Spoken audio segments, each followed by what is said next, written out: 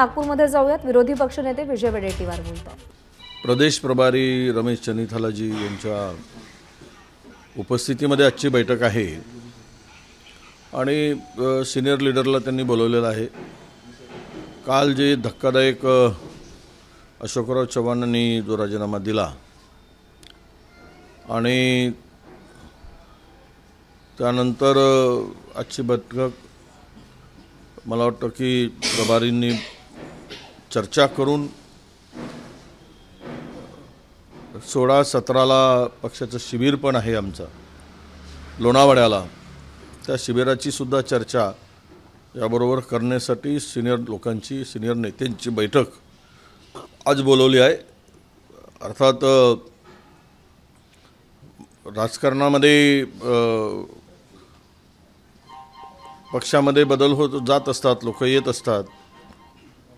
एक व्यक्ती गेले म्हणजे काही पूर्ण पक्ष डिस्टर्ब झाला अशातली काही भावना नाही, भूमिका म्हणजे समजण्याचं काही कारण नाही। नक्कीच या परिस्थितीतून पुन्हा काँग्रेस नव्यानं उभारी घेईल आणि पक्ष मजबूतीनं उभा राहील। मी स्वतः माझ्या संदर्भात काही वावड्या उठवण्याचं काम, अफवा पसरवण्याचं काम कालही एक अमरावतीचा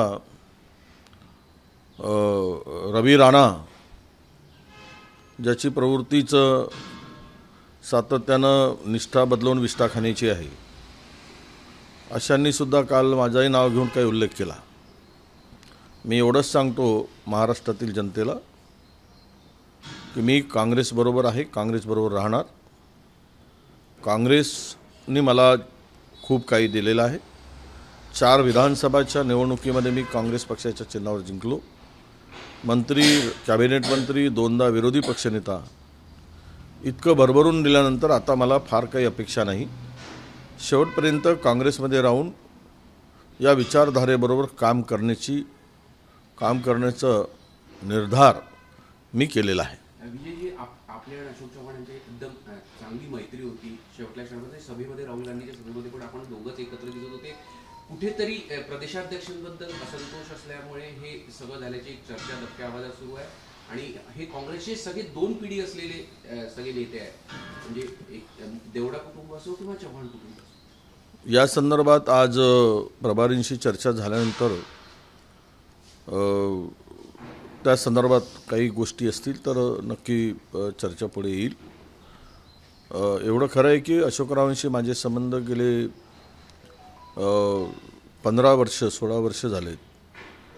त्यांच्यासोबत मी काम केलं आहे। एकदम माझ्यांशी त्यांचे घरोब्याचे संबंध, एक कौटुंबिक स्नेह असा असावा तसं ते संबंध आहेत।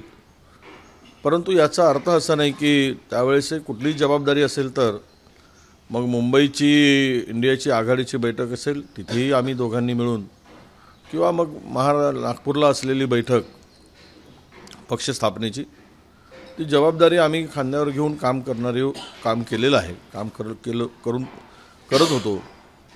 परंतु संबंध वेगळे आणि पक्षाची विचारधारा वेगळी, त्यामुळे कशामुळे ते गेलेत हे कदाचित चव्हाण साहेब सांगू शकतील।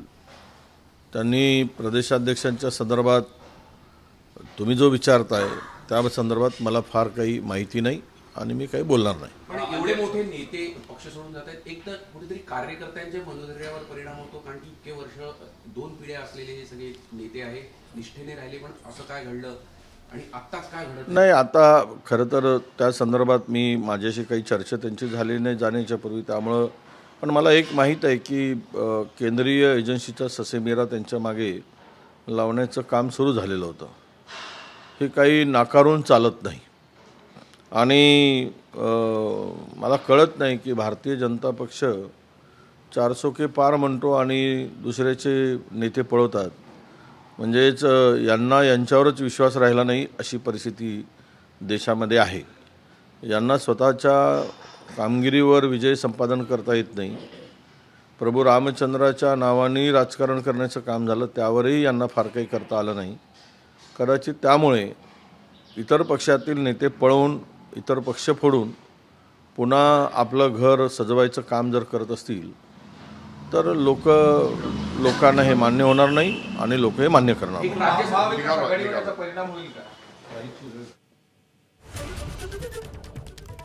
तर रमेश चेन्निथला यांच्यासोबत आज काँग्रेसची महत्त्वाची बैठक होणार आहे. आपण काँग्रेससोबत आहोत आणि काँग्रेससोबतच राहणार असं विजय वडेट्टीवार म्हणतात. दरम्यान भाजपकडून 400 पारचा नारा दिला जातो, पण दुसऱ्या पक्षातल्या लोकांना आपल्या पक्षामध्ये घेतलं जातं, त्यामुळे त्यांचा स्वतःवरच विश्वास नाही का, असा सवालही वडेट्टीवार उपस्थित करतात. एबीपी माझा, उघडा डोळे बघा नीट.